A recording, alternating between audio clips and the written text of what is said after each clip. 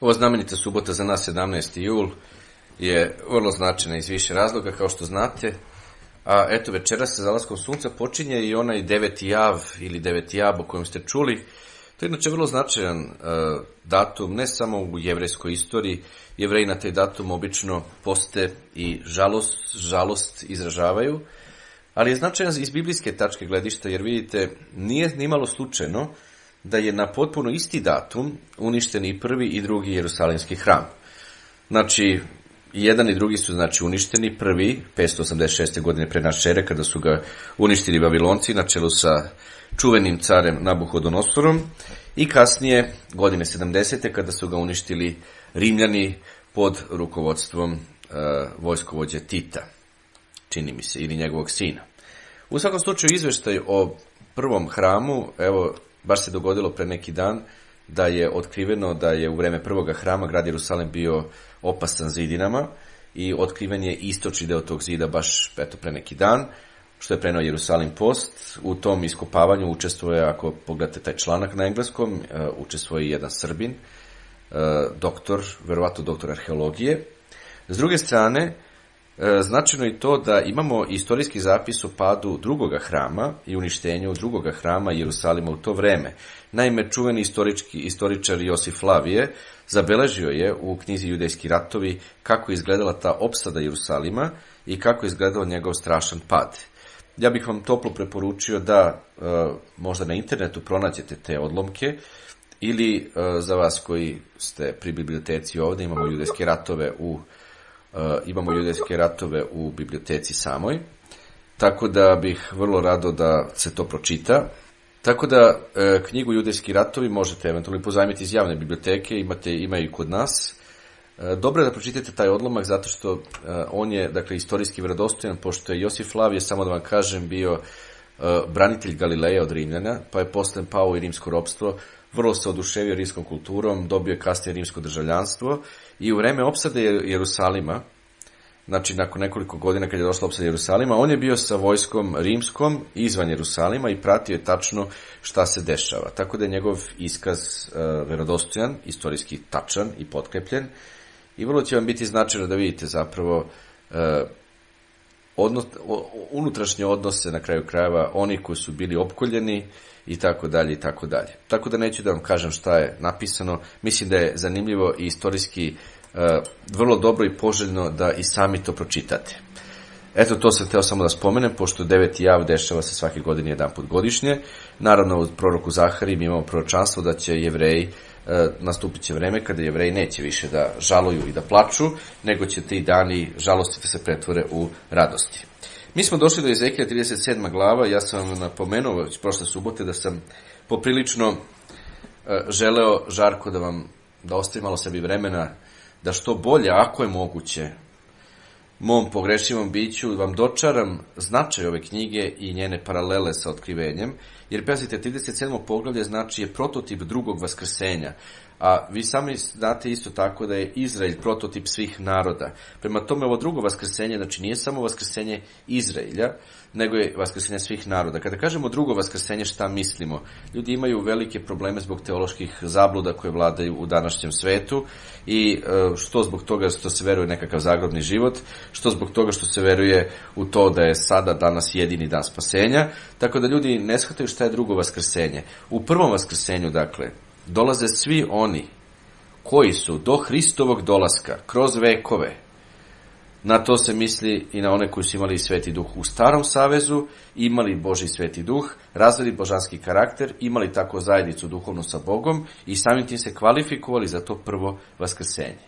Znači, u tom prvom vaskrsenju bit će od nekolicine onih iz Staroga saveza, to su proroci, to je kralj David, Mojsije, na primer, to su Avram, Isak i Jakov, do svih onih koji su kasnije, kada je Eklesija, crkva, osnovana u Jerusalimu 31. godine, pa na ovamo, pa do samoga kraja, do samog Hristovog dolaska, svi oni koji budu neki u životu, a mnogi su već umrli u prethodnim vekovima, svi oni koji su imali Božji Sveti Duh, koji su stekli biblijskim krštenjem nakon svog pokajanja od svojih grehova i okretanja od grešnog života, imali svoj Sveti Duh, rasli duhovno u karakteru, dopuštali tom duhu da menja njihovu zlu ljudsku prirodu koju svi mi, braće i sestre, imamo, jer srce svakog od nas je prevarno iznad svega i opako i svi mi mislimo da smo najpametniji, da smo najistrajniji, da smo naj, tako nas naše srce zavarava, u stvari smo, kako kaže lepo apostol Pavle u Korinćanima, mi smo zapravo najgori od sveta. Dakle, svi oni koji su razvili taj hristoliki karakter, te osobe isključivo dolaze u prvo vaskrsenje, da bi primili svoju nagradu zajedno sa svojim vaskrsenjima, nagrade da budu kraljevi sveštenici i da vladaju nad svetom i da obnavljaju ovu zemlju, da obnavljaju sve ono kako je bilo izvorno u Edenskom vrtu i da povedu sve ostale narode koji budu preživeli, koji će se i množiti takako kada budu u telu, da ih povedu spasenju. Masa ljudi jednostavno ne razume da je vaskrsenje znači preobražaj ako smo živi, odnosno vaskrsenje iz mrtvih u duhovno telo, ono isto koje danas ima Isus Hristos, koje je dobio onda kada je pobedio smrt i ustao iz groba. Dakle, u tom prvom vaskrsenju isključivo se nalaze Hristovi sledbenici. Oni koji su istinski bili Hristovi sledbenici, znači koji su, dakle, imali Sveti Duh, koji su istrajali do kraja i nisu krenuli leđa Bogu, i koji su, dakle, samim ti se kvalifikovali, ako su mrtvi ustaju iz groba, ako budu živi, kako kaže Pavlo u prvoj poslanici Korinćanima 15. glava, bit će preobraćeni u trenutku oka iz ovog fizičkog i materijalnog u nepropadljivo, neraspadljivo i duhovno proslavljeno telo. Dakle, ti ljudi, znači koji imaju Sveti Duh i samim tim zajednicu sa Bogom, istinsku, dolaze u prvom vaskrsenju, njih nema ne znam koliko mnogo. U drugom vaskrsenju, zato se zemlja i obnavlja tokom 1000-godišnje vladavine Hrista i njegovih svetih, da bi se pripremila zemlja za ovo drugo vaskrsenje u kojem će doći milijarde i milijarde i milijarde ljudi koji možda su nekada čuli jedino ime pod nebom koji se možemo spasiti, ime Isusa Hrista, ali nisu poverovali. Jer bi se istinski poverovali Hristu, morate da se pokajete od svih grešnih puteva i da živite kako je Hristos živeo. To je jedini način. Što znači, ne može neko da drži paganske običaje i da smatra da je hrišćanin, pošto paganstvo nema nikakve veze, tama sa svetlošću nema nikakve veze i nikakvu zajednicu. Ne može neko ko drži pogrešne dane odmora da razumete da se smatra istinskim, on je možda nominalni hrišćanin, ali ne istinski. Pri tome imamo milijarde ljudi koji su i u vreme Staroga saveza i sad u vreme Novoga saveza, milijarde ili milioni možda ljudi koji nikada čuli ime nisu Isusa Hrista. Ljudi u raznim azijskim državama gdje imate drugačiju zvaničnu religiju, aboriđini tamo negdje na nekim ostrvima, oni imaju neke svoje narodne religije, ali ti ljudi nikada nisu ni čuli za ime Isusa Hrista. U ovo naše današnje vreme, 21. vek, mogli bismo reći da je većina ljudi verovatno, osim možda tamo nekih plemena u Amazoniji, u Brazilu i tako dalje, čula za ime Isusa Hrista. Ali ime Isusa Hrista ne znači ništa ako ga ne sledimo autoritet Isusa Hrista, a to je da živimo po onako kako je on živeo. Tako da danas ljudi zapravo u 21. veku čuju ime Isusa Hrista, ali slušaju o lažnom Hristu. Oni slušaju lažna evanđelja i nisu preobraćeni. Jednostavno nisu preobraćeni i ne znaju. I Bog sada im ne sudi, vidite, u tome je cijela stvar. Iako ih ovo nominalno hrišćanstvo pumpa stalno pogrešnom propagandom da je sad vreme spasenja i sad im je šansa sad je šansa svima, ili će da odlete na nebo i da ne znam šta rade na nebu, verovatno da sviraju harfe, gusle i ostalo, ili će da završe negde, znate, tamo dole negde u nekom paklu i da večito se muče u ognjenom nekom jezeru ili ognjenim kotlovima i tako dalje. To su sve besmislice ljudske inovacije koje nemaju veze sa mozgom. Međutim, ovo nominalno hrišćanstvo, znači ceo svet pumpa tim pogrešnim teorijama. Ovo nije vreme kada Bog sudi svetu. Sud počinje od crkve Božije, od svetih, kako kaže apostol Petar, znači sad je sud isključivo na onima koji su stupili u savez sa Bogom, biblijskim krštenjem, i koji sada svojim delima i svojim životom se kvalifikuju da bi u kraljevstvu koje dolazi zajedno sa Hristom vladali na poziciji kraljeva i sveštenika. To su oni koji idu u prvo vaskrsenje, o čemu ćemo pročitati i danas, verujem stihove koji dobro znate u Otkrivenju, ali ovo samo pojašnjavam za opštu, možda širu neku publiku ako se neko zadesi, jer masa ljudi ne razume čemu drugo vaskrsenje. Za njih je to druga šansa. Nema druge šanse. Ljudi ne shvataju da dok je đavo i Sotona na vlasti, da mu Bog dopušta da vara narode. Ljudi to ne razumeju. Neko će reći, pa to znači da je Sotona Božji instrument. Na vaš šok, eventualno odgovor je pozitivan. Da. Instrument je Božji u kom smislu? U tom smislu što mu Bog dopušta sada, u ovo vreme, da vara sav vasioni, odnosno sav naseljeni svet. Kako vara sav naseljeni svet? Aboriđine na nekim ostrvima vara da imaju neku svoju narodnu religiju. Plemena u Amazoniji imaju neku svoju verovanje i sujeverje. Nominalno hrišćanstvo vara time što je nominalno hrišćanstvo zapravo praktikuje paganstvo koje je samo malo premazalo, onako prefarbalo i stavilo hrišćanski običaj nalepnicu. Sav svet, braći i sestre, je ostavljen danas, osim pojedinaca koje je Bog specijalno pozvao da bi bili kraljevi sveštenici, nalazi se u tami i u mraku i u duhovnoj tami. I sav svet čami u toj duhovnoj tami i mi zaista živimo u jednom tamnom svetu koji ima čudesne napretke, fantastične izume, nauka napreduje na svim poljima, ali u duhovnom smislu naš svet tavori u groznoj tami. Tako da i ljudi kada čuju ime Isusa Hrista, ali ga ne razumeju, šta vredi što ga čuju. Oni čuju da je bio neki Hrist tamo u obećanoj zemlji, da je on razapet i da je umro za naše grehe, i to samo čuju, ali ne shvataju šta to znači i šta to implicira za njihov život. I upravo, znači, svi ti ljudi koji nisu čuli za Hrista, oni koji jesu čuli za Hrista, ali koji nikada nisu imali stvarnu zajednicu sa Bogom i sa Isusom Hristom, moraju doći u to drugo vaskrsenje. I to im nije nikakva druga šansa. To je za njih prva šansa. Jer dok je Sotona na vlasti, što ovaj svet ne razume, a ni ovo nominalno hrišćanstvo da ne vlada Bog svetom, nego Sotona, na kraju krajeva setite se kako iskušavao Hrista. Pokloni mi se i sva ova carstva koja vidiš, bit će tvoja. I nigde ne nalazimo u evanđeljima Hrist kaže, ne, pa to nije tvoje carstvo, to je sve Božje carstvo. Ne. Hrist uopšte ne negira da je Sotona vladar ovoga sveta i vlasnik svih carstava zemaljskih. Dakle, tu nema druge šanse. To je prva šansa tek kad je Sotona svrgnut sa vlasti. U tome je poenta. U tome je značaj dana očišćenja Jom Kipura, što vam mnogo puta podlačim, braći i sestre, niko ne razume, a bojim se čak i u redovima crkve Božije da se to toliko ne razume, zato ja to stalno ponavljam na engleskom i ponavljaću. Značaj dana očišćenja nije u tome što mi mučimo svoje duše da bismo se očistili od greha, naravno, to jeste deo. Značaj dana očišćenja je što je on proročanski. On se nije ispunio, kako tvrdi deo jednog nominalnog hrišćanstva. Jesenji praznici su ispunjeni, to ćete čuti kod jednog dela. Ne, nisu ispunjeni. Sotona je još uvek vladar na ovom svetu, Sotona je još uvek vlada svetom i vara ga, prema tome Jom Kipur se nije ispunio, jer dan očišćenja zapravo simboliše svrgavanje Sotone sa vlasti zemlje, da bi Hrist preuzeo vlast. A da bi Hrist preuzeo vlast, on mora se vrati. Što je simbol praznika truba, koje oglašava njegov povratak, i to je događaj u budućnosti, ni to se nije, vidite, ispunilo. Pa kad se vrati, pa kada svrgne Sotonu, mora da se prvo uspostavi 1000-godišnje hrast carstvo Božje, i to je budućnost, vidite, da bi se zemlja obnovila, i to je jesenji praznik koji se nije ispunio. A onda dolazi onaj poslednji veliki dan, 8. dan, kako ga još nazivaju, to je simbol, taj dan simboliše ovo što piše Ezekilj 37. glava, i zato svake godine kad je taj dan mi čitamo ove odlomke iz Ezekilja da bismo pojasnili značenje toga dana. To je simbol drugog vaskrsenja, kada svi oni koji nisu nikada imali šansu, jer ih je Sotona stalno muštro i varao i obmanjivao, ustaju u telu fizičkom, da bi ovoga puta bez vlasti Sotonine, a pod direktnom vlašću Boga Isusa Hrista, imali mogućnost da se pokaju i da žive kako treba i da se kvalifikuju za večni život.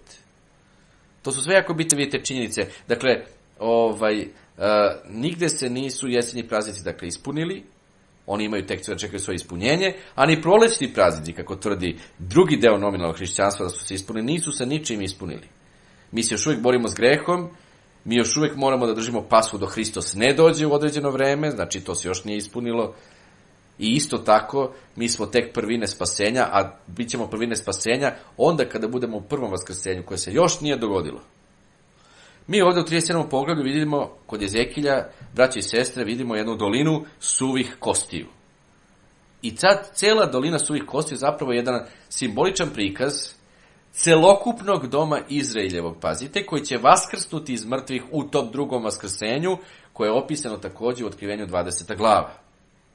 Pazite šta sam rekao, celokupan dom Izraeljev. Znači, od onog časa kad su izašli iz Egipta, pa sve do Hristova dolaska, kompletan, dakle, dom Izraeljev.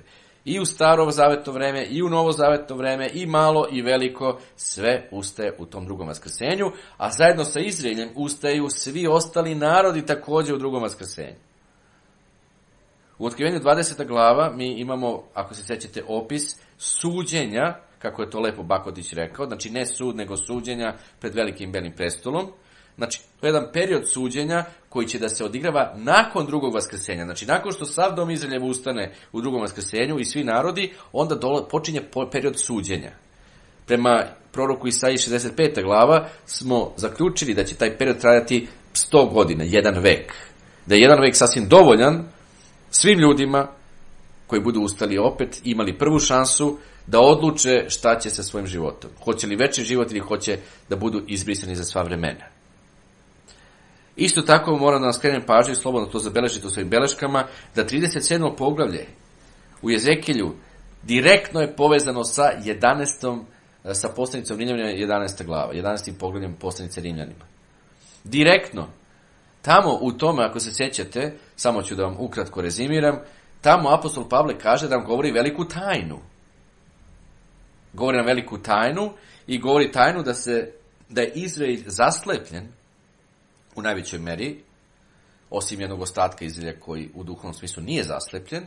Dakle, Izrael je zaslepljen zašto? Da bi se dala šansa ne Izraelcima, ne Jevrejima ako hoćete, da uđu u savez sa Bogom. Ono što mi zovemo punina, da ulazi punina nezdabožaca, kako se zove. I ako ste primetili, to je u posljednje vreme postala veoma velika stavka koja se propoveda u crkvi Božje u kontinuitetu. Tako da nije nimalo iznenađujuće što ako pogledate gde raste broj članstva u crkvi Božje u kontinuitetu raste isključivo u neizraelskim zemljama, uključujući našu. Što je vrlo značajno. I mi shvatamo da je to Božje proviđenje. Tako da, ali apostol Pavle kaže, ali sad vam govorim vam misteriju, to je tajnu.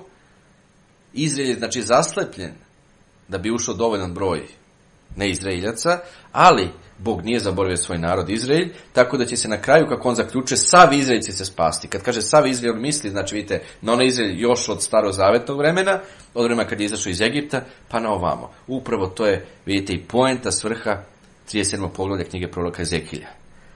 Ruka Gospodnja, kaže prvi stih, bi nadamnom, i Gospod me, pazite, povede u duhu i postavi me usred jedne doline koja beše puna kostiju. Znači već samo uvod u ovo poglavlje, da li vas asocira na ono što je imao i apostol Jovan u otkrivenju? On je, sjećate se, u duhu bio odnet da vidi stvari koje će se desiti. Mi ovdje imamo Ezekilja, koji je, znači, u duhu poveden u ovu dolinu kostiju. Naravno, tamo je apostol Jovan u otkrivenju video dan Gospodnji. Ne misli se na dan odmora, nego na dan Gospodnji. To je, znači, biblijska kategorija koja označava godinu dana pred sam Hristov dolazak, sva ona stradanja i užase koji će se dogoditi.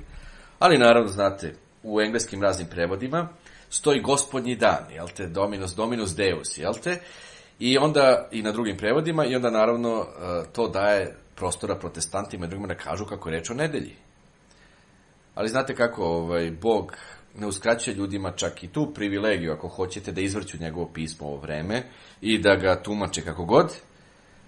Pa tako ako ljudi izvrću pismo na svoju vlastitu propast ili na sud koji će doći na njih zbog takvog izvrtanja, Bog to dopušta. Neće Bog da ih Bog im to dopušta, neće da im uskrati ni to pravo na kraju krajeva. Ali dakle mi o ovome, znači u duhu i o danu Gospodnjem na kraju krajeva, čitamo na mnogo mjesta kod proroka Ezekilja i drugdje u Bibliji. Znači, mi vidimo da je on uzet u duhu. To znači da nije on doslovno bio uzet sa svojim telom, kao duh i telo vidite u tu viziju. Nego to što on vidi zapravo u njegovom umu, to se odigrava u njegovoj glavi. Sama reč duh ovdje, siguran sam da znate od hebrejske reči ruah, ista reč koja se koristi i za dah, i za vetar. Dakle, ovdje je Ezekilj bio u duhu Gospodnjem, duhu večitog Boga, koji ga je postavio usred, vidite, doline pune kostiju. I rekao mu je da obiđe, da tako kažem, tu dolinu i s jedne i s druge strane, što ćemo sada vidjeti u drugom stihu. Vrlo to jedan zanimljiv, na samom hebrejskom je sabijah izraz, čini mi se, vrlo zanimljiv, znači igra reči, i možda je to, kako on to treba da obiđe, mnogo živopisnije i na hebrejskom nego na našem jeziku. Znači, zaobiđi saviv, da, saviv ili saviv, dobro, saviv, savivah, znači obiđi sve. Obiđi s jedne strane na ovu stranu i obiđi na onu stranu. Drugim rečima, znači, prođi kroz celu tu dolinu, znači, razmišljaj o tome, gledaj, posmatraj, upijaj tu scenu i pitaj se Jezekilju šta sve ovo znači.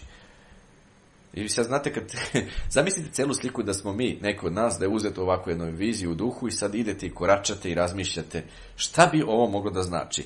Dakle, drugi stih je rekao, on me provede pokraj njih, sve unaokolo, i gle, vrlo ih mnogo bejaše po površini te doline i one bejahu sasvim suve, znači one su datiraju od dugo.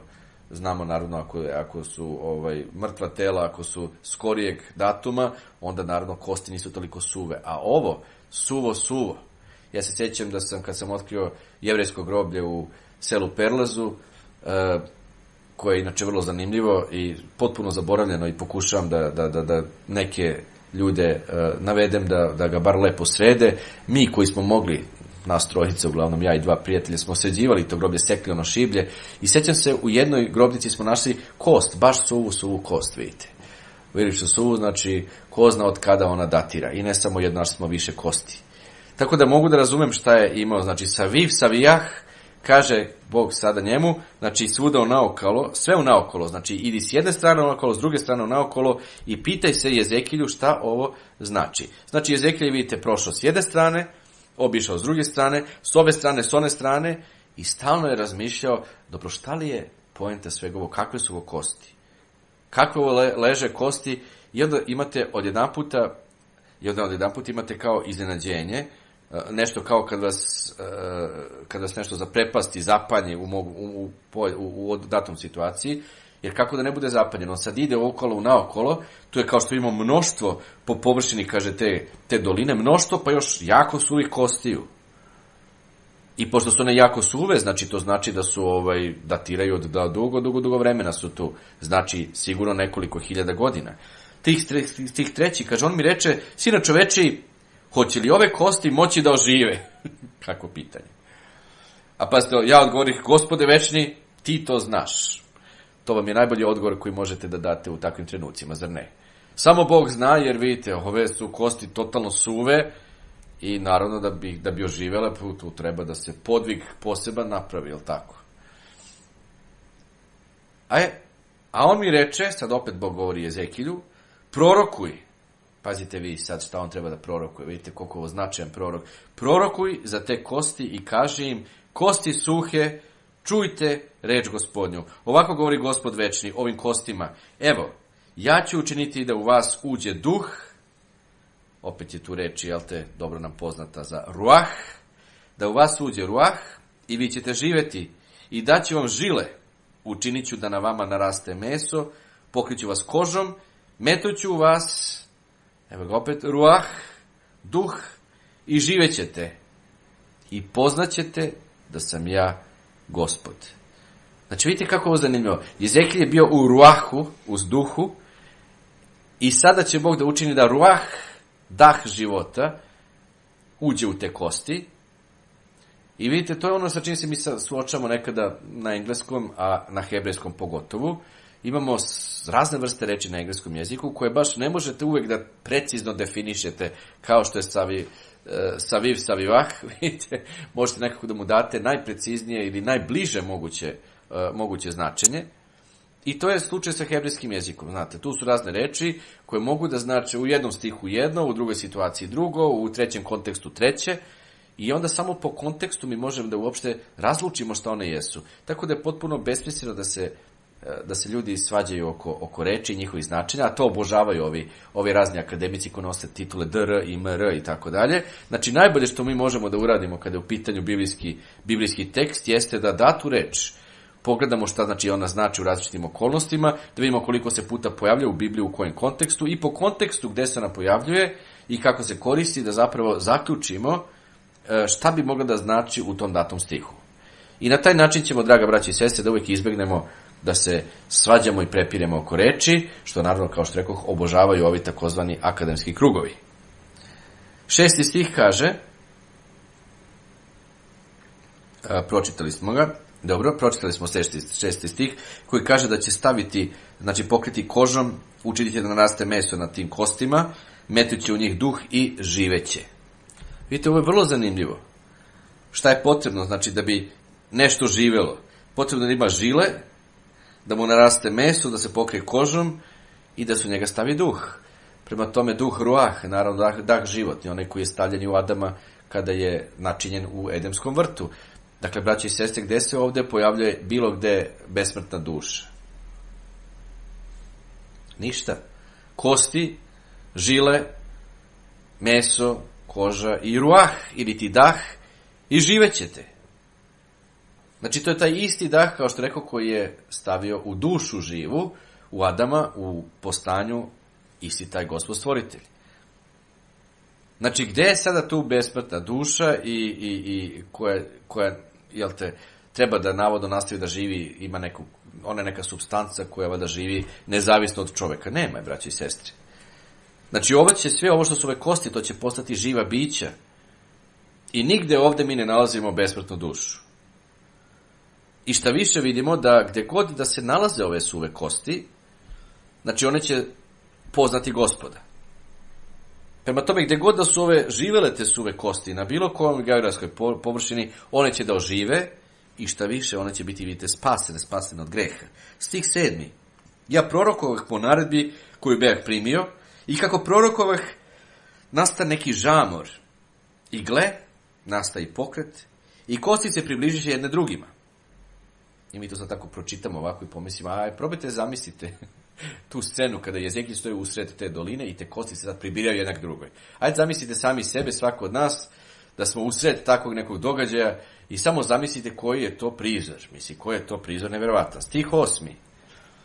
Pogledah i gle, po njima iziđoše žile, naraste meso i koža ih ozgo pokri, ali vidite, u njima ne beše čega? Ne beše tog daha, ne beše reči ruaha, još ga nema, vidite. Znači, sad već vidi tela, ali tela su još uvijek mrtva, nemaju dah života.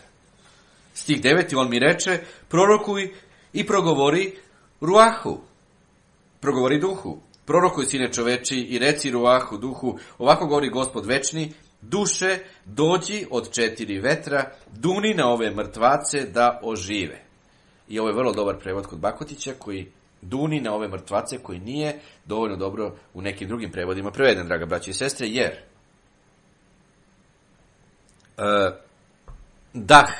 duh je, dakle, prevod reči ruah, a ovdje na hebrejskom nalazimo ovo duše duni, da je prevedeno i kao vetar. Znači, vidite, reč ruah je prevedena kao vetar, također je prevedena na drugim mjestima kao dah, prevedena je i kao prevedena je i kao duh. A u ovim slučajevima ovdje prevedena je kao vetar. A vidite, reč je o istoj reči, koja može da ima svoje drugačije značenje u različitim kontekstima. Tako da mi ovdje zapravo imamo, kako kaže ovo, duše dođe od 4 veća, duni, imamo o dahu i duni, vidite. Reč dunuti na hebrejskom je nafah, koja može da znači, doslovno znači duni na ove mrtve, na ove koji nisu živi da bi oživeli. 10. stih onda kaže, ja prorokovah po naredbi koju mi on dade i duh uđe u njih i oni oživeše i stadoše na noge. To beše velika vojska, vrlo velika, kako i neće biti. Samo iz Egipta izašlo ih je oko 3 miliona, pa sad zamislite od 3 miliona u Starom Savetu, pa sva ona istorija Izraela kroz celu Bibliju, pa onda zamislite svi ostali Izraeljci koji su rasijani po narodima i koje smo identifikovali u 21. i 21. veku, pa svi oni, pa to je ogromna vojska, to su milioni ljudi. On mi reče, stih 11, sine čoveči, ove su kosti, obratite pažnju, braći i sestri, ove podvuci, da je sav dom Izraeljev, znači sav dom Izraeljev. Ne deo doma Izraeljev, ovo sav dom Izraeljev. Od momenta kad su izašli iz Egipta do Hristova dolaska. Sav dom Izraeljev, gle, one govore, posahnuše kosti naše, uništi se nadanje naše, propadosmo. Prorokuj, dakle, njima, kažem u 12. stihu, da nisu propali. Znači vidite šta je ovdje značajno. U ovom 11. stihu je vrlo naglašeno, sine čovečiji, ove su kosti, sav dom Izraelja, kako je lepo naglašeno i kod nas u Bakotićevom prevodu. Dakle, to veoma, vidite, jasno nam pravi razliku između doma Izraeljeva koji je pomenut u proročanstvima, koje analiziramo, jer ovdje je reč o kompletnom domu Izraeljeva. Znači, od vremena, kao što rekao, kad su izašli iz Egipta. I kad su otišli u pustinju pa nadalje. I pošto sada ovo sav dom Izraeljev, ovaj stih sasvim očigledno se ne odnosi na, kako neki pogrešno misle, na Jevreje koji su se vratili iz Vavilonskog ropstva u vreme Jezrino i Nemino. Znači, ne, apsolutno ne. Znači, ovo je reč o svom domu Izraeljevom, od početka pa do kraja. I vidite šta je posljednja misao koju su oni imali kada su umirali. I koja će inače da bude ista misao kada se vrate u život. Kada budu vaskrsnuti. Oni kažu, vidite, oni govore, posahnuše kostina, uništi se nadanje naše, propadosmo. Pa nije ni čudo, braći i sestri, kad su oni u većini slučajeva, pogotovo ovo naše novozavetno doba, većina doma Izraeljeva današnjeg, ako izuzmemo Jevreje, jeste nominalno su hrišćani. I šta oni slušaju? Oni slušaju te pogrešne teologije. Ovo je sad jedini dan spasenja. Sad ovaj život i nikada više. Uzmi sve što ti život pruža, jer posle nema ničega. Jedimo, pijemo i veselimo se, sutra ćemo umreti. Oni to tako slušaju. I oni misle da je sada, sad zamislite kad oni ustanu iz mrtvih. Misliće su propali. Vjerojatno će misliti da su negde na ivici nekog pakla u koji će neko sada i gurne ili tako nešto. Oni su već mislili, vidite, da je njihov dan spasenja bio i prošao. Vidite, pogrešna teologija, braći i sestre, ume da napravi totalan ršum kod čoveka. Ja bih rekao, čak može da dovede i do, a vidio sam to svojim očima, može pogrešna teologija, pogrešna propaganda teološka da dovede i do psihičkih problema. Da ljudi prosto psihički popuste. Dakle, ovi su ljudi mislili da je njihov život već ispunjen, sve gotovo, nema više ništa. I sad su šokirani, vidite. Šokirani su, oni su mislili da, evo, to beše naš dan spasenja, dok smo ono živjeli, i umrli su misleći, to je to, kraj, nema, mislim, to je sve što smo imali. Naravno, šta smo uradili s tim, katastrofa, prema tome gotovi smo. I sad odjedanput, vidite, vraćeni su opet u život. I šta je njihova prva misao? Pazite, je to upravo, je njihova prva, uništi se nadanje naše, propadosmo, nema za nas više nade, mi smo gotovi, mi smo završili sa svojim životom. Ali to nije tačno, braći i sestre, vidite. Zašto je ovo 37. poglavlje sad važno? Primećujete zašto je ono ključno bitno? Ono je direktno suprotstavljeno, kao i sva knjiga proroka Ezekija, naravno, direktno suprotstavljeno pogrešnim teologijama, koji dan danas vladaju i haraju ljudskim umovima i, nažalost, izazivaju kod ljudi strašne mentalne patnje. I zato 12. stih kaže, prorokuj dakle i reci im, ovako govori Gospod večni, evo, otvorit ću grobove vaše, izvešću vas iz grobova vaših, narode moji, i dovešću vas u zemlju Izraeljevu. Pazite kako je ovo naglašeno ovdje kod nas. I dovešću vas u zemlju Izraeljevu. Ovdje je reč za grobove, nije Šeol, nego je reč Keber, koliko sam ja mogu da shvatim na hebrejskom, koja doslovno znači mesto ukopa, znači, grob. Znači, nije Šeol, znate, u onom smislu kako smo tu reč već susretali kod Jezekilja i kako susrećemo u psalmima. I poznaćete stih 13. da sam ja Gospod, kada otvorim grobove vaše, pazite kad se poznaje da je Gospod, kada otvorim grobove vaše i izvedem vas iz grobova vaših, narode moji. Znači, time što ću da vam otvorim grobove i što ću da vas oživim samom činjenicom da ste umrli, pa ste vaskrsli opet i živite opet. I vi se sad pitate šta li se, narode moj, šta se to događa? Mislili ste gotovo, vaše nadanje propalo, vi ste mislili, imali ste onaj jedan život, vi ste odživjeli, umrli ste, to je jedini dan spasenja, a gle, živite opet. I kada mi čitamo, vidite, način na koji je ovo napisano, očigledno je, braći i sestre, da nema nikakve druge šanse kako mnogi ljudi pogrešno razumevaju i ovo poglavlje i cijelu Bibliju. Nema druge šanse. Ti ljudi nisu imali nikada ni prvu šansu. U Starom savezu nije bio obećan Sveti Duh, Kao što se sećate, da vas podsjetim, Stari savez se zasniva na materijalnim obećanjima, koja se jesu ispunila u naše vreme na Izraelju, koji je po telu Izrael. I kad mi gledamo te izraelske narode danas, Britance, Amerikance, Holanđane i druge, mi vidimo, šta mi vidimo? Mi vidimo da oni imaju izobilje materijalnog, jel tako? Vidimo da dominiraju i svetom, jer je to tako bilo obećano njihovim predsima, čiji su oni direktni potomci, Avramu, Isaku i Jakovu. Avramu, Isaku i Jakovu Bog je rekao, što ste vi bili pravedni i pobožni, ja ću vašem potomstvu da dam materijalno izobilje, ne vama, nego vašem potomstvu, i daću mu da dominira svetom bar za jedno izvesno vreme. I Bog je ispunio svoje obećanje, jer Bog nikada ne laže. Ali šta mi primećujemo u tim narodima? Mi primećujemo totalni jedan moralni sunovrat koji oni inače izvoze, pogotovo Amerika, izvoze celome svetu. Mi primećujemo da upotrebim kolokvijalni izraz koliko su oni polupani, istetovirani, isprobadani pirsizima, i ova šašava moda njihova koja dolazi s ovim farmerkama koje su sve u nekim fronclama i rupama i glupostima, to su sve oni izumeli. Molim vas, kakva je to moda, kakva je to napredak? Ali oni jesu materijalno blagosloveni, apsolutno. Ali gde je tu delovanje Svetoga Duha u njima? Evo recite mi, jel imate se tako polupani ljudi sa tim pirsizima, sa LGBT plus agendom koju nameću, sa životnim stilovima koje sve dopuštaju? Recite mi, molim vas, gde je tu delovanje Svetoga? Jel ima delovanje Svetoga? Nema ga. Ali jeste, materijalne blagoslove su dobili. Jer je Bog tako obećao i rekao je to je bezuslovno. Nije postavio uslova ako Avram, Isače i ako je tvoji direktni potomci budu pobožni i dobri i okrenuti meni, ja ću ne. Rekao ja ću im to dati bez obzira na to kakvi su oni. I mi to vidimo svojim očima. Znači nema druge šanse. Koju šansu oni imaju?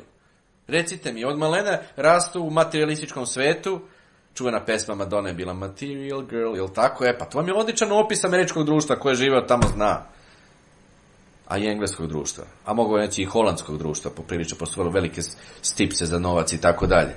Svi ti narodi, braće i sestre, vidite, oni nemaju koju tu drugu šansu oni dobijaju? Ma nikakvu drugu šansu. I njihovi preci u Starom savezu, šta su imali? Imali su materijalno obećanje. Evo vam obećana zemlja, tu ćete imati sve. Ako se držite mog zakona i ako se držite moga puta, imat ćete kroz generacije materijalne blagoslove. Nema nigde, dobit ćete Duh Sveti da vas vodi u duhovnu istinu. Nikad to nema u Starom savezu.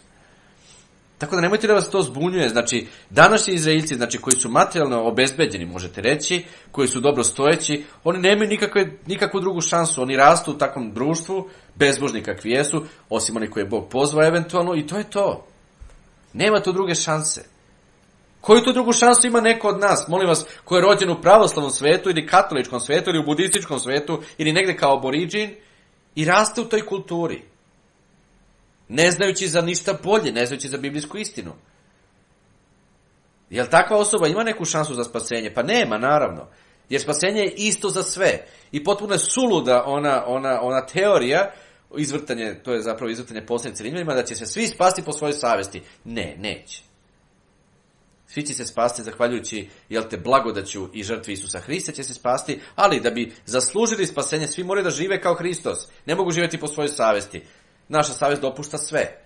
Bele laži, malo da slažemo, malo da ukrademo, malo da počinimo preljubu, malo da gledamo žene, muškarce sa požudom, malo da... To je savest naša. I koju šansu ljudi koji rastu u takvom društvenom okruženju, molim vas, koja je to njima sad druga šansa kada budu opet oživjeli? Jer su živjeli takve živote bez zakone, umrli su i to je to. Kakva je to sad druga šansa? Pa nema druge šanse. Kad neko raste u okruženju koje nije biblijsko i pobožno, jednostavno kad neko raste u neznanju, on nema ni prvu, ni drugu, ni treću, ni bilo koju šansu.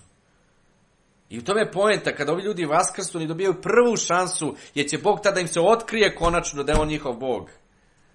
I da im otkrije gde su bile njihove zablude, što nam jako lepo kaže knjiga Otkrivenja 20. glava.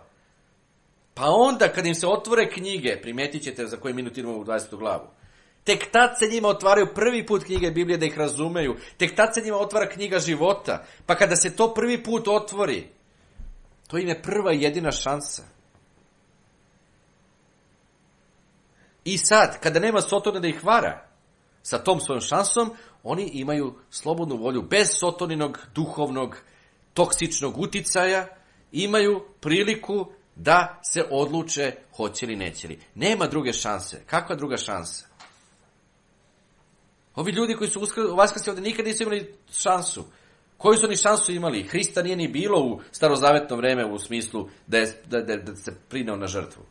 Jeste on Bog starog saveza, uzgled budi rečeno. Imamo onu dobru pouku i mislim da je bitno da je, ako niste sigurni, zatražite link da čujete tu pouku. Znači, on jeste Bog starog saveza, ali još ono vreme, ono još uvijek se nije bio u staro zavesu, nije se prineo na žrtvu. I samim tim nije omogućio da Sveti Duh može doći, da bi u duhovnom jedinstvu sa čovekom Bog mogao da ima zajednicu, da bi čovjek mogao da, vidite, uzrasta duhovno, da bi onda mogao da se preobrazi u duhovno telo u prvom vaskrsenju. Toga nije bilo u Starom savezu. A mi ovdje imamo sav dom Izraeljev. Od momenta kad su izašli iz Egipta pa sve do našeg vremena, pa sve do samog momenta kraja dolaska Isusa Hrista, braći i sestre. Nema druge šanse. Molim vas, izbijte to iz glave. Pre neku sedmicu kad smo razgovarali sa prijateljima iz Rumunije, čujemo to, pa kaže, nisam znao da ima druga šansa. Nema, brajko, druga šansa, nego ti ne razumeš Božji plan spasenja. Dakle, ovi su ljudi, vidite, isto mislili to. Pogrešno, njihov fizički život, to je bilo šansa za spasenje, njihov se život završio, nisu se spasili. I sad zamislite, sad pogledajte 14. stih, molim vas. Pogledajte, jer tu sad imamo jedan novi nivo razumevanja, ja bih rekao, koji meni ranije nije upao u oči, priznaću tako, lako, a možda nije ni vama. Stih 14. kaže, metnuću duh svoj, pazite, imaju već oni ruah, dah života, a pazite ovo, metnuću duh svoj u vas. To je sad nešto drugo. Oni, znači, već imaju ruah, već imaju dah životni, već imaju taj vetar koji je duno na njih. Ali ovdje, braći i sestre, primetite, dobijaju drugi ruah, različit ruah. Dobijaju Božji duh, koji je također ruah. Jer vidite sad taj novi nivo razumevanja. I metuću duh svoj u vas. I vi ćete živjeti. Jer sad možete da razumete šta će biti. Oni će biti još uvijek u fizičkom telu. Ali kao što smo mi primili duh Božji krštenjem, tako će sad i oni u fizičkom telu da prime Božji duh, vidite. I živeće. Jeste, kako će živjeti? Pa hristoliko i pogoliko, kao što i mi težimo i vrlo teško, s teškim mukama i mnogo nevolja živimo, zato što imamo Sotona da nas muštra i da nas odlači od Boga, a oni to neće imati, vidite. I živećete, i opet ću vas, pazite, opet, jer jedno im ih je već iz Egipta izveo od naseli u obećanu zemlju, i opet ću vas useliti u vašu zemlju, i vi ćete poznati da sam ja Gospod govorio i delovao, govori Gospod. Najzad će da spoznaju, braći i sestre, jer nikad ranije nisu spoznali. Sve vreme što gledamo Izraelju u Starom zavetu, Izrael je izašao iz Egipta i Izrael počne da kukumavči. Kukumavčenje do neba, jao, nemamo dinje, jao, nemamo krastavce više ko u Egiptu, jao, hoćemo mesa, jao, kako ne je bilo divno u Egiptu. Divno je bilo, šta je bilo divno u Egiptu, molim vas. Pa onda još grade ono zlatno tele Bog Apis, inače egipatski Bog Apis, ne bili ga, eto, kaže Izraelju, Boga tvoga koji te izveo iz Egipta. Pa hoće se vrate u Egipat, braći i sestre, pa mi svi imamo te tendencije, jel tako? Koliko puta možemo se vratimo u svet, da se vratimo i da ne znamo ovo što znamo, duhu, da se ne mučimo više ovoliko. Znači, Izrael, sve što mi doživljamo u hristolikom životu, Izrael je prošlo, braćo, mi zapravo reflektujemo, ako hoćete, i ponavlja se istorija, mi ponavljamo istoriju našeg naroda Izraelja. I zato nemojte da se pokolebavate zbog toga. To je dobar znak, to je znak da Bog radi sa nama. To je znak da nas Sotona mrzi. Čim imamo takve iskušenja, to je znak da Bog radi sa nama. Bog ne radi sa nepogrešivim ljudima. Bog radi sa pogrešivim ljudima. Ali primetili ste, evo, ovaj 14. stih sam tako žarko želeo s vama da podelim, jer ne znam da li ste primetili, nekad čitam ove stihove, pa uzmemo zdravo za gotovo, ali pazite, drugačiji duh od onog koji oni već imaju, taj dah života, on njima daje, vidite, tu je ključ, u 14. stihu. I onda još kaže da će ih, znači, daće im sada svoj duh, to je drugačiji duh od onog koji oni već imaju, i šta više, naselit će ih nazad, natrag u njihovu obećanu zemlju, reče baš tlo, ili kako kaže, ovdje smo malo čas pročitali u stihu, to je bio stih 12. Dovešće vas u zemlju Izraeljevu. Pazite kako se naziva obećana zemlja. Nije zemlja Hananska i nije zemlja Palestinska, nego je zemlja Izraeljeva. Vrlo bitno. Da li je Bakotić bio svestan kad je to pisao ili nije, ne znam, ali evo, vrlo je bitno. Znači, u njihovu zemlju, na njihovo tlo, on će da ih naseli. Znači, vidite, ova bića živjela su nekada ranije. Umrli su misleći da je njihova šansa za spasenje, da je njihovo spasenje propalo, da je njihova nadanje u spasenje propalo i da oni više nemaju šta da traže, da je to kraj. A sada su, vidite, vaskrsli i šta više, opet su naseljeni u svoju svoje vlastito tlo, reč na hebrejskom je Adama, tlo, zemlja, a ovoga puta, vidite, nisu više samo naseljeni tek tako, kao što su bili ranije, nego ovoga puta, braći i sestre, su preobraćeni, jer Božji duh je sad u njima. To je ključna stvar. I kao takvi preobraćeni, onda mogu da budu šta? Mogu da budu primjer, uzor svim ostalim narodima. Jer će onda ostalim narodima da mi izvoze LGBT agendu i ostalo što danas rade i sve gadosti moguće i da se valjaju u svojim bljuvotinama kad se ponapijaju, pogotovo Englezi, po tome jako poznati, ali ne brinite, nisu ni Norvežani bolji i neki drugi, ima tu još, vole pogotovo kad šmugnu malo, znate, u druge zemlje, pa ih ne vide njihovi zemljaci. Dakle, umjesto da izvoze bljuvotine i gadosti, oni će sada, da kažemo uslovno, da izvoze drugim narodima put Gospodnji, jer će biti vođeni samim Duhom Božijim da tako žive. Pa će drugi narodi sad moći da se ugledaju na njih, vidite. To je, braći i sestre, ono što je važno. Znači, ne samo što će opet da budu, čitat ćemo malo kasnije od 15. stiha, jedno ujedinjeni, kao narod, da više ne budu dva doma, dom Judin i dom Izraeljev, nego će su i sad jedno. Znači, ne samo što su jedno, ne samo što idu u drugi, sjećate se drugi izlazak Izraelja iz njegovog ropstva, sjećate se one jako bitne ključne pouke.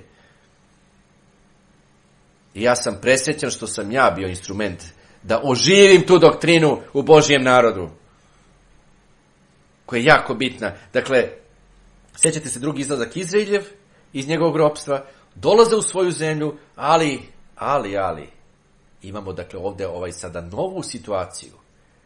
Drugačiji duh, svoj duh Bog stavlja u njih. Znači, oni su sada preobraćeni, nisu više telesni narod kao što su bili kroz sav Stari Zavet, kako čitamo starozavetnu istoriju.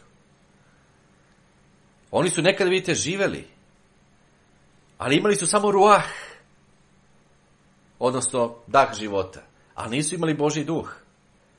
Imali su samo duh čovečiji u njima, što Biblija nam otkriva duh čovečiji preko apostola Pavla, što ni nauka nije otkrila, ni jedna religija ne propoveda, samo mi, braći i sestre, znamo da u čoveku postoji duh, koji djeluje sa njegovim mozgom, fizičkim i stvara ono što mi zovemo svest ili um. Zanimljivo da nauka svašta otkrila, duh čovečiji nikako. Ni medicina, ni nauka, ni bilo koja religija nikada to otkrila nije. To samo Biblija govori, samo mi to razumemo u crkvi Božjoj, braći i sestre. Dakle, imali su samo duh čovečiji, a sad, odjedanput, evo Božjeg duha u njima i oni sada žive i šta više, ponovo su u svojoj zemlji i sada, vidite, zbog toga znaju da sam ja, Gospod, govorio i delovao. I kako ljudi mogu, molim vas, da čitaju ovakve odjeljke u Svetom pismu i da se pitaju, pa dobro, šta sve ovo znači? Pa šta sve ovo znači? Vrlo je dobro, evo da to povežemo sa onim što znamo iz Otkrivenja 20. glava. Naravno, znate da knjigu Otkrivenja ceo svet ne razume, da ne govorimo o nominalnom hrišćanstvu. I uvijek je dobro, vidite, da ovo poglavlje tako povežemo upravo sa Otkrivenjem 20. glava, gdje ćemo mi da vidimo kako je postupno sve lepo objašnjeno u 20. glavi. Nijedna crkva na kugli zemaljskoj ne razume 20. glavu Otkrivenja. Izuzev malobrojne crkve Božje, braće i sestre. Adventisti, kojih ima na hiljade u ovoj zemlji i na milione u svetu, ne razumeju ovu knjigu, trude se da je razumeju, trude se da je povežu tačno sa različitim paralelama sa prorokom Danilom i to uspevaju, ali da razumeju tu cijelu knjigu ne razumeju. Crkva Božja 7. dana, za koju ste možda čuli, također ne razume. Znači, ne preterujem kad vam kažem da ni jedna crkva ne razume ovu knjigu. A opet ona je vrlo jasna i jednostavna ako je uzmemo onako kako ovdje piše i tako shvatimo. Znači, u prvom stihu mi vidimo, zatim videh Jovan kako silazi s neba anđeo koji imaše ključ od bezdana i velike verige u ruci svoje. Znači, šta vidi Jovan? Vidi, znači, ključeve od bezdana i vidi kako je Sotona svezan i kako je bačen u bezdan na 1000 godina. I nastavljamo dalje. Kaže, on uhvati aždaju staru zmiju. Ovo je značenje dana očišćenja, braće i sestre, što niko ne razume također. Ovo je ispunjenje dana očišćenja. On uhvati aždaju staru zmiju koja se đavo i Sotona i sveza ga na 1000 godina. To je ispunjenje, to je značaj dana očišćenja koji ćemo držati uskoro. I kaže, baci ga u bezdan i zatvori ga i zapečati nad njim da više ne zavodi narodi ili da ne obmanjuje narode dok se ne navrši 1000 godina. Znači dok se navrši 1000 godina, a onda kaže, zatim on treba da bude odrešen na malo vremena. Dakle, veoma jasno mi vidimo da nakon 1000 godina Sotona će da bude odrešen, odnosno oslobođen iz tog bezdana i šta će da radi? Izaći će opet na svet da šta učini? Da učini svoje staro delo, da obmane ponovo narode. Znači, kako nam teče ova priča, mi vidimo da prva stvar koja će se desiti nakon 1000 godina jeste da je Sotona oslobođen na kratko, na malo vremena. To je prva stvar. I samo ovaj, znači, dizajn ovog celog poglavlja u Otkrivenju vezuje se direktno sa prorokom Jezekilijem 37., 38. i 39. glava, jer u 38. i 39. vidjet ćemo iduće subote, spominje se ono što imamo i u ovoj glavi, ovdje u Otkrivenju, Gog i Magog se spominju. Pa ćemo iduće subote da se podsjetimo ko su to Gog i Magog i kada sve to lepo povežemo, nema dileme. I onda šta vidi Jovan posle toga? 4. stih. Sada Jovan da pročitamo i videh prestole i onima koji seđahu na njima dade se vlast da sude, primetite. Ne da osuđuju, nego da sude. Vrlo dobar izvor reči kod Bakotića ponovo. I kaže, videh duše isečenih za svedočanstvo Isusovo i za reč Božiju, koje se ne klanjaše zveri, ni liku njezinome i ne primiše žiga na čelima svojim i na ruci svojoj. I oni oživeše i kraljevaše s Hristom 1000 godina. Šta je tu sporno? Ja ne znam, ali evo, dakle, Jovan zatim vidi u 4. stihu prestole, vidi ljude koji sede na prestolima i koji, dakle, sude. Ne osuđuju, nego sude. Znači, njima je dat sud. Naravno, protestantski svijet pojma nema šta znači, šta je posao suđenja. Oni pojma nemaju. Suđenje ne znači da vi proglašavate presude. Proglašenje presuda vam je konačan čin u procesu suđenja. Dakle, ovi koji sede na prestolima, njima je, vidite, dato da sude. I zatim Jovan vidi i te koji su bili, dakle, tu se jedina reč tako i pojavlje, isečeni za svedočanstvo, bukvalno kao giljotinirani.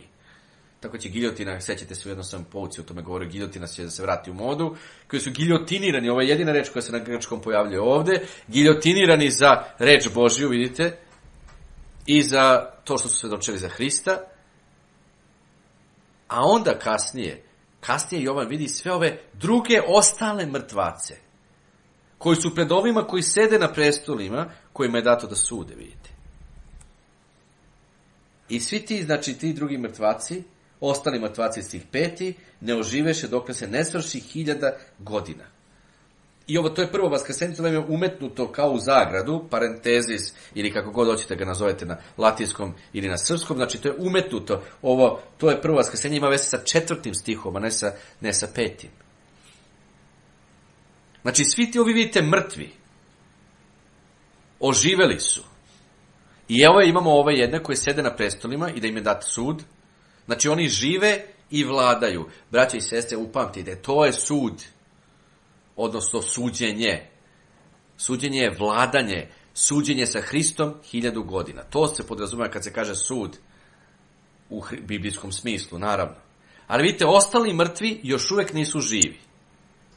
Dakle, šta imamo do sada? Imamo da mrtve u Hristu, jel tako, odnosno oni koji su u Hristu i oni koji nisu u Hristu. Znači, imamo mrtve u Hristu i imamo ostale mrtve koji nisu u Hristu. Ako niste u Hristu, naravno, ako niste u Hristu, onda nemate Hrista, onda, ako jeste, onda jeste, ili niste. Prema tome, ostali mrtvi neće da ožive sve dok se ne završi 1000 godina, to smo pročitali. Sada, kada nakon tih 1000 godina kad se završe, kada će oni to dožive, jer smo upravo pročitali malo čas da će Sotona morati da bude pušten na malo vremena, je li tako? I to je prva stvar koju mi čitamo nakon 1000 godina da će se dogoditi. Ali sada također vidimo da ostali mrtvi neće živjeti nakon što se ne završi 1000 godina. Braći i sestre, niko to ne veruje na ovome svetu belome. Niko to ne veruje na ovome svetu i niko to ne razume, braći i sestre. Niko to ne razume. Dakle, 5. stih je upravo taj koji kaže, ovaj prvi deo tog stiha bi mogao da se stavi kao u zagradu, kao da vidite umetnut. Jer kaže, ostali mrtvaci ne oživeše dok se ne svrši 1000 godina.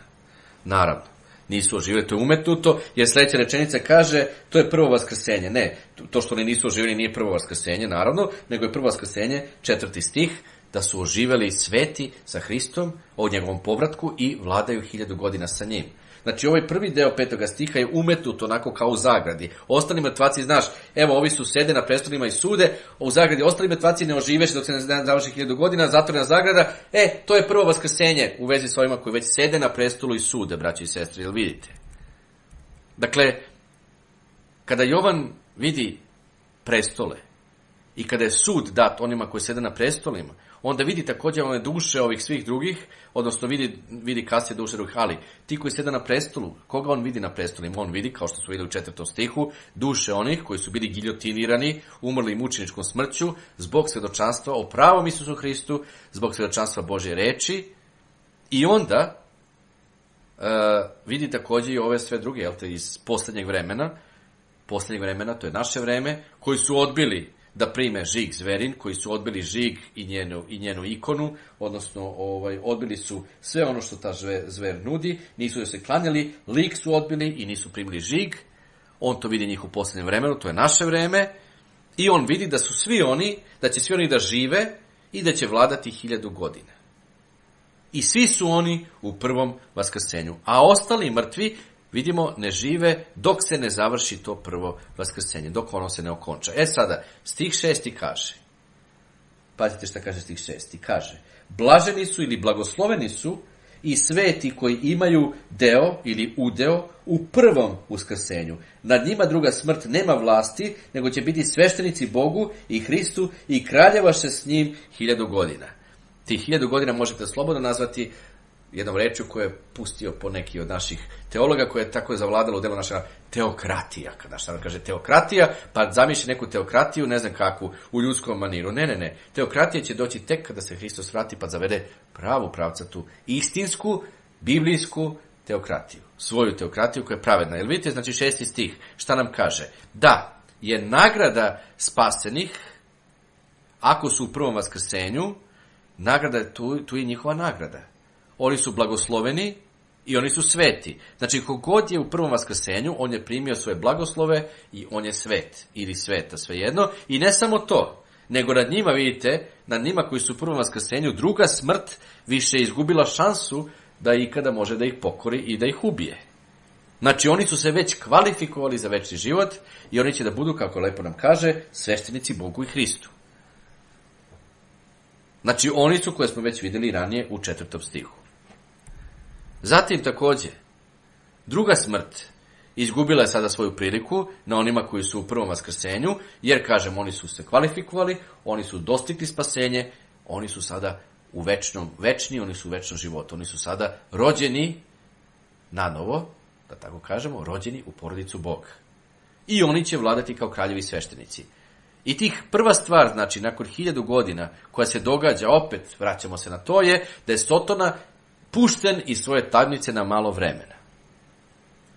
Što znači da kogod, braći i sestre, je još uvek nastrojen pobunjenički protiv Boga, na kraju tih 1000 godina, Sotona je pušten iz zatvora upravo zato da bi pronašao te i da bi ih raskrin, kako hoćete, bi ih pokazao kako jesu. To vam je, znači, Sotona onda izlazi.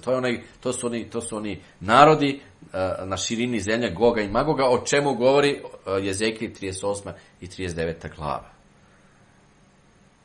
Vidite, samo ovdje u Otkrivenju sve to sažeto rečeno u nekoliko reči, a kod Jezekije je to elaborantnije opisano. Vidite, tu postoji ta fascinantna paralela. Sad verovatno i razumete zašto čitamo Otkrivenje 20. glava i Ezekija 37. pa i 8. i 9. glavu tokom poslednjeg velikog dana. Upravo zato što su tu te paralele. Znači, Sotona sada izlazi, čitamo 7. i 8. stih. Kad se navrši 1000 godina, pustit će se Sotona iz tamnice svoje i izići će da zavodi narode po sva 4 kraja zemlje, Goga i Magoga, da iskupi na boj. Njihov je broj kao pesak morski. Znači, vidite, Sotona je odrešen, pušten, na kraju 1000 godina, da zavede one koji su još uvek pobunjenički nastrojeni na obnovljenoj zemlji. Neko će reći, pa zar neće svi narodi tako divno i krasno i sa velikim cvećem i pompom da prime vlast Isusa Hrista? Neće, braći i sestri. Jer da to čine, onda ne bi išli na Armagedon, da se bore protiv njega pod 1. A pod 2, kao što vidite, neće. Ali ovo što ja govorim, niko ne veruje na svetu. Ali vidite kako je jasno napisano u Bibliji. A to niko ne veruje. Jehovini svjedoci veruju ili su verovali, pošto oni ponekad menjaju svoje verovanja, da 144.000 znatornih iz Biblije, iz Otkrivenja, odoše na nebo tih 1000 godina, a da svi pobunjenici ostaju na zemlji. To je njihovo verovanje. Adventisti veruju da svi odoše na nebo 1000 godina, da putuju nekim kosmičkim prostranstvima, nekim da posećuju turistički kao razne svetove, kao ove ture, da se posete manastiri, to oni veruju, a Sotona će ostati sam na zemlji, to je njegova tamnica. Pa gde piše, molim vas, da je Sotona bačen na zemlju u tamnicu? Lepo kaže bezdan. Gde piše da je bačen na zemlju? Nigde ne kaže da je bačen na zemlju. Bio je bačen na zemlju da vodi rat protiv svetih, naravno, to znamo iz Otkrivenja 12. glava, ali ne piše da je bačen na zemlju da bude sam. Gde to piše u Bibliji? Nigde to ne piše u Bibliji. Znači, oni veruju da svi odoše na nebo, čak sam čuo i još sumanutije od izvesne Lidije neke, koje važe neku proročiju, još sumanutiju teoriju kako će na mesecu biti ogroman čin krštenja, ode se na mesec, neko mora da ode na mesec da bi se krstio, pa to je, pa znate, jel vi vidite koje, ili na Mars, ili na Veneru, pa jel vi vidite koje su tu dobine ludila, braće i sestre, što sam rekao na početku, ja moram da vam skrenem pažnju, da pogrešne teologije, koje vode ljude u zabludu, te pogrešne teologije mogu kod ljudi da izazovu sulude ideje i psihičke probleme. Neko mora, molim vas, bit će veliki broj krštenja, bit će na mesecu. Ja čitao svojim očima tu famoznu Lidiju Grujić, čini mi se, da se tako zove žena. Sad je već pokojna davno. Ali imala je neke svoje ideje i danas ima svoje poklonike. Ne mnogo, čini mi se, ali ih ima u Srbiji. Imao sam i priliku i njih da sretnem. To su neverovatne stvari. Znači, braći i sestre, sve te religije, pa i ti koji revnosno čitaju Otkrivenje, kao što su i adventisti i Jehovini svjedoci, oni bar čitaju Bibliju revnosno, pogrešno tumače, ali vidite, i oni prosto nemaju pravo razumevanje. Znači, nijedna druga crkva ne razume uopšte šta piše ovdje u Otkrivenju. Ali zapazite opet, znači, navršava se kraj 1000 godina, Sotona je pušten iz svoje tamnice da zavede pobunjenike, da ih tako nazovemo, to su narodi Goga i Magoga, to vam je tačno ono što je napisano u Ezekiju 38. 39. glava, o čemu ćemo iduće subote. I dakle, ti narodi na kraju 1000-godišnjeg vladavine Hristove, oni su još uvek pobunjenički nastrojeni, to su Gog i Magog, i Sotona sada izlazi iz svoje tamnice njih da zavede. 8. stih kaže, pročitali smo ga već, ne moramo, ajmo u 9. stih, i oni, kaže, iziđoše Gog i Magog na površinu zemlje i napadoše na logor svetih i na grad ljubljeni, ali siđe oganj s neba i proguta ih. Sve vam je to opet opisano u Ezekiju 38. 39. glava, elaborantnije nego ovde, ali jeste li zapazili reč na logor svetih? Logor. Kad imamo logore, kako ljudi žive? Žive u šatorima. Koji je to praznik koji se zove praznik šatora ili logor, vidite, svetih, a? I koji je to ljubljeni grad koji će biti ljubljen, koji više neće biti grad krvi? Pa, braći i sestre, grad Jerusalim i obećana zemlja. Oni, drugim rečima, čitaćemo to u Ezekilju sledeće subote i onih tamo možda još subota, eventualno još 2 subote, uzvećemo jedno pa drugo poglavlje. Znači, oni kreću da opljačkaju, pošto su pobunjenici, oni hoće da opljačkaju lepotu obećane zemlje. I to će da dignu ogromnu vojsku, braće i sestre, piše u Ezekilju, ali to niko ne čita i ne veruje i ne razume, osim crkve Božje, a nadam se da ćete i vi posle svega što smo pročitali u Ezekilju to razumeti odlično. Vidite kako ovdje je rezimirano, znači nakon 1000 godina sveti su još uvek ulogoreni gde? Na zemlji su ulogoreni, naravno. Vladaju nad zemljom. I govori se, dakle, ovde, kad je logor, kad su šatori, to je praznik koliba. Znači, govori se o vremenu tog praznika koliba. Šta je praznik koliba simbol? Simbol 1000-godišnjeg carstva. Znači, na kraju tog 1000-godišnjeg već carstva, Soton je za malo vremena tu pušten i sada kreću svi ovi pobunjenici na obećanu zemlju, na logor svetih. Znači, ulogoreni su sveti na zemlji i evo đavo je pušten i njegove armije opkoljavaju svete u gradu Jerusalimu i zatim šta Bog radi, Bog to okončava jer kao što već vidimo u 9. stihu lepo će da pusti oganj da uništi tu vojsku. Dakle, došla je vatra sa neba i progutala je te vojske Sotonine koje su se okupile. Ali vidite, pošto Soton ne može biti uništen vatrom, on je duhovno biće, onda nam Bog kaže u sljedećem stihu šta će se sa njim dogoditi. Tako da tu već vidimo, znači, razliku između Sotone i između ljudi. Dogodit će se to da i đavo koji ih varaše, Goga i Magoga, bi bačen u jezero ognjeno i sumporno, gde su zver i lažni prorok. I oni će biti mučeni i danju i noću na vekove vekova. U svakom slučaju, odoše u ognjeno jezero. I onda šta Bog preko Jovana nam poruče? Šta onda vidi Jovan? Sad Jovan vidi one ostale mrtve, koji će se vratiti u život. Dakle, pre njih Jovan je video mrtve koji su se vratili u život u prvom vaskrsenju, koji su blaženi i sveti, nad kojima druga smrt nema nikakvih vlasti, a sada nakon 1000 godina on vidi ostale mrtve, još mrtvaca vidimo 12. stih, šta kaže, 11. zapravo, zatim videh veliki beo presto i onoga koji sedjaše na njemu, od lica njegovoga bežahu nebo i zemlja i ne nađe se mjesta za njih. I onda videh 12. stih mrtvace, znači sad vidi još mrtvih, ali oni nisu u prvom vaskrsenju, braći i sestre. Oni su posle 1000 godina. Zašto je to tako nerazumljivo crkvama ovoga sveta, pa i ovima koji čitaju Otkrovenja revnosno, ne znam, ali posle 1000 godina vidi još mrtvaca. Mrtvace male i velike gdje stoje pred prestolom i otvoriše se knjige, zaprimetite, i druga se knjiga otvori koja je knjiga života. Jeste primetili sada ovo, molim vas?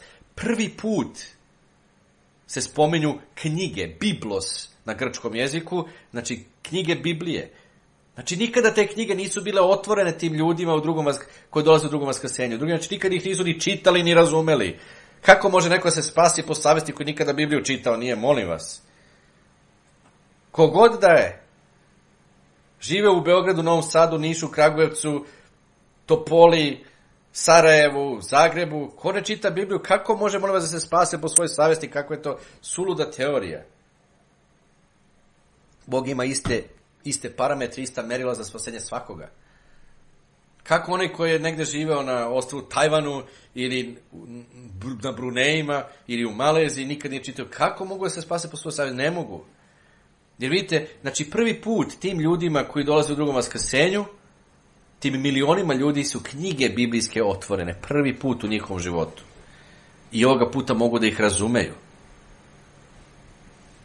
Znači, ti svi ljudi su također umrli misleći nema više nade, nema nikakvog smisla ovoga života. Kao što pročitali smo u Jezekilju. Propadao smo, nadanje naše propadao smo, ode naše nadanje, gotovi smo.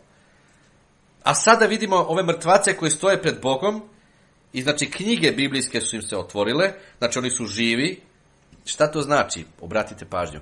Oni su živi, oni su sada pozvani na spasenje, šta više oni su sada i prosvetljeni Biblijom, šta više oni su rastu sa tim duhovnim znanjem, drugim rečima, braće i sestre, oni su preobraćeni. Kao što je Izrael dobio drugi ruah, duh, a dom Izrael je prototip, dakle, prototip svih naroda, tako i svi ovi mrtvi, svi drugi ljudi iz drugih naroda u drugom vaskrsenju također vidite dobijaju drugi ruah, duh Božji, da bi mogli da rastu duhovno i da se kvalifikuju za večni život. I nema tu ništa strašno. Vidite, pazite koja je to suluda teologija ovih današnjih protestanata pogotovo. Sad je vreme spasenja. Pa ako je sad vreme spasenja, ode ceo svet u propast svakako, molim vas. Koliko ljudi zaista živi pobožno? Ajde. A Hrist još rekao, kad se budem vratio, hoću li naći veru na zemlji. I to je rekao Hrist. Prema tome, svi ovi ljudi ovdje koji će u drugom vaskrsenju biti, misli su, propadosmo, nema naše nade. A pogledajte sada, svi ti mrtvi stoje pred Bogom i knjige Biblije su se otvorile, znači oni su živi, kao što rekao, pozvani, prosvetljeni, oni su, braćo i sestre, preobraćeni, šta više, to je i druga knjiga, koju ranije ne vidimo. Knjiga života, ta knjiga života im ranije nije bila otvorena, jer ste primijetili, sad tek u drugom vaskrsenju njima je ta knjiga otvorena, da mogu njihova imena se upišu u tu knjigu, ako se kvalifikuju za večni život i da ostanu da žive večno. A ako se ne kvalifikuju, onda bivaju izbrisani uopšte iz svakog spomena i nema ih u knjizi života. Shvatate li to? Molim vas, još jedan put da razumete.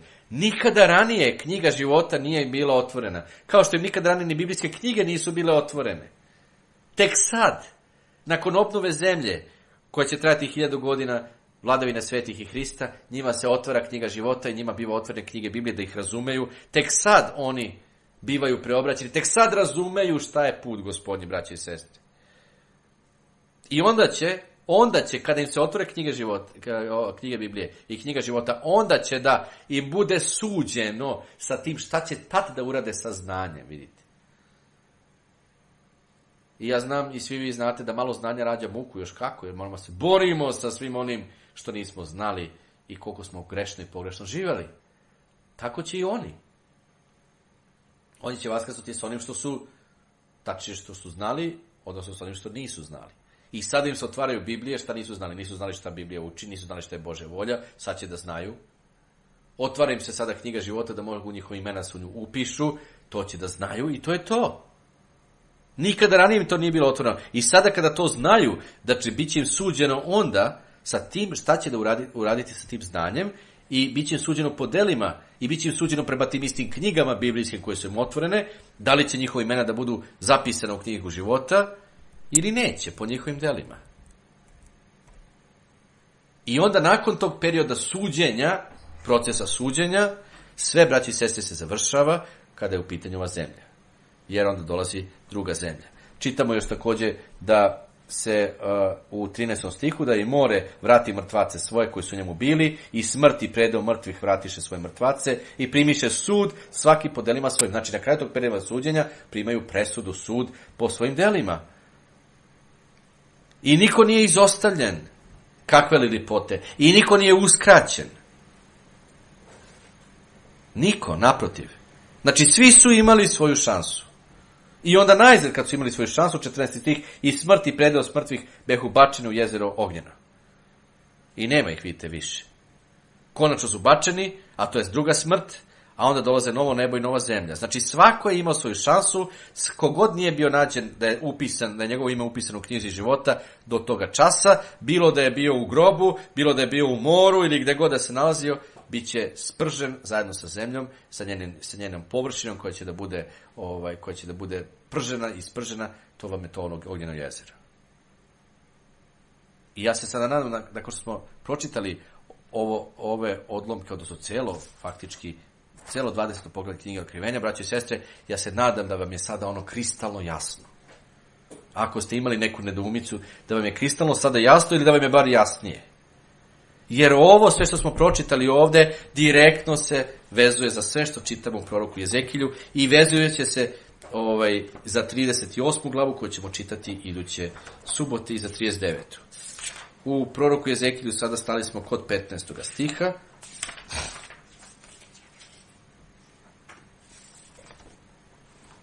Reč Gospodnja ovako mi progovori.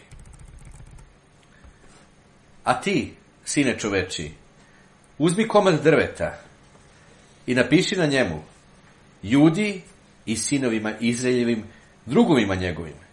Uzmi i drugi komad drveta i napiši na njemu Josifu, drvetu Jefremovom i svega doma Izraeljeva sa njim udružena.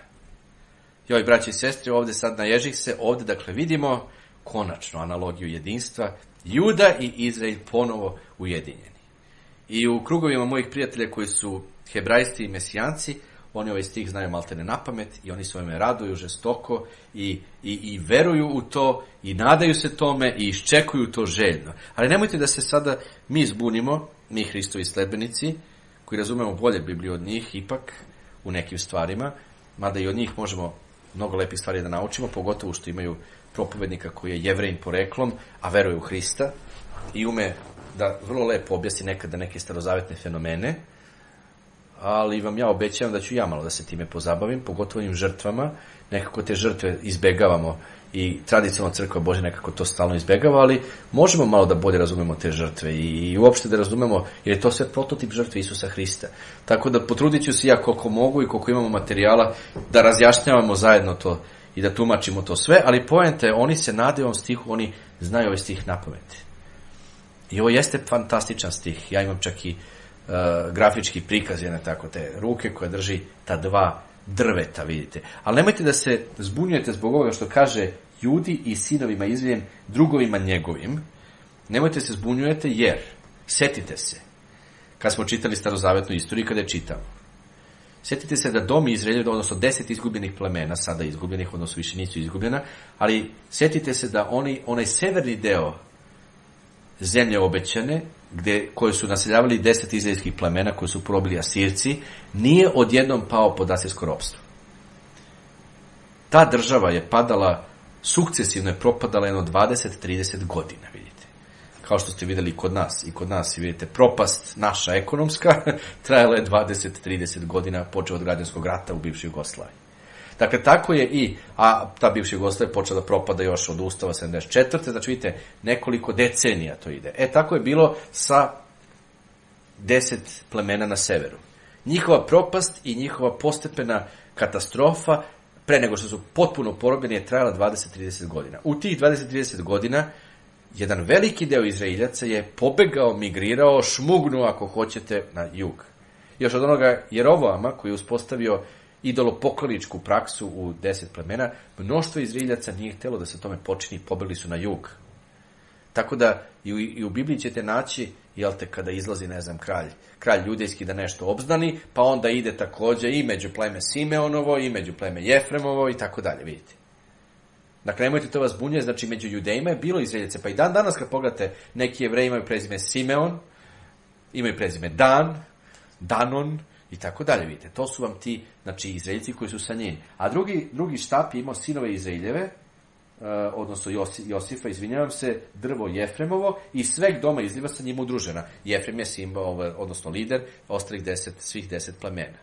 I svi su oni sa njim, dakle, udruženi u tome. I sad se oni konačno spajaju, braći i sestre, i sada vidimo da oni, znači, postaju jedan narod. Kako kaže i nadalje, sastavi, kaže, jedan s drugim, da budu jedan sam komad, da budu sastavljeni u tvojoj ruci, i kad ti sinovi naroda tvoga reku, hoćeš li nam kazati šta to znači? Hoćemo vrlo rado, i kada naša sabraća iz Manasinog plemena kažu, hoćete li reći šta to znači, mi im vrlo lepo kažemo, naravno. Dakle, ovako im odgovori. Ovako govori Gospod večni. Evo, uzet ću drvo Josifovo, koje je u ruci Jefremovoj, i plemena Izraeljevi koje su s njim udružena, i sastavit ću ih s drvetom Judinim, i od njih ću učiniti jedno samo drvo, tako da će biti samo jedno u mojoj ruci. I to je ono što moj prijatelj Gene Porter, radiovoditelj, često navodi. Kaže, Saša, samo jedno u mojoj ruci, samo će Gospod Bog sam moći, kad se Hristos vrati, da spoji ta dva naroda u jedno. I on je potpuno u pravu, braći i sestri. 20. stih kaže, drveta na kojima budeš pisao, bit će u tvojoj ruci pred očima njihovim.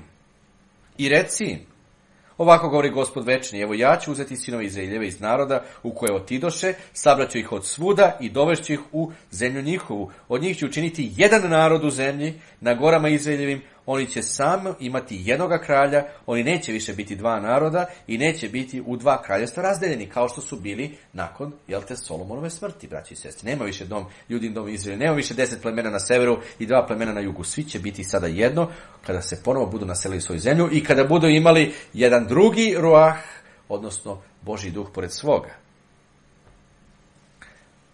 Jedan narod. Znači, nikada više nemamo dom Izraeljev i dom Judin. Od tad pa nadalje jedan je narod. 23. stih kaže, oni se neće više skvrniti idolima svojim, ni gadostima svojim, ni svim prestupima svojim, koje vam navedah malo čas. Svi ti današnji potomci Izraelja, pogledajte koje su to gadosti, prestupi i koje je to skvrnjenje, molim vas. Neće toga više biti. I izbavit ću ih iz svih mesta u koje su prebivali i u kojima su grešili i očistit ću ih. I oni će biti moj narod, ja ću njima biti Bog. Sluga moj David, evo sad već vidimo, ko? Sluga moj David, znači David će biti u prvom vaskrsenju, već u prvom vaskrsenju, da se zakralji nad ostatkom fizičkog Izraelja pod telu, koji bude ostao od svih stradanja i katastrofa. David će moj sluga biti kralj njihov, svi će imati jednoga pastira. Naravno, Isusa Hrista, kojeg drugog. Oni će hoditi po mojim zakonima, uredbe će moje držati i izvršavati. Pazite, ovo je proročanstvo. Zašto će držati uredbe i zakone da čine Božje? Zato što su bez duha? Pa ne, nikako. Nego upravo zato što smo čitali 14. stih, primetimo, braće i sestre, drugi ruah im je dat.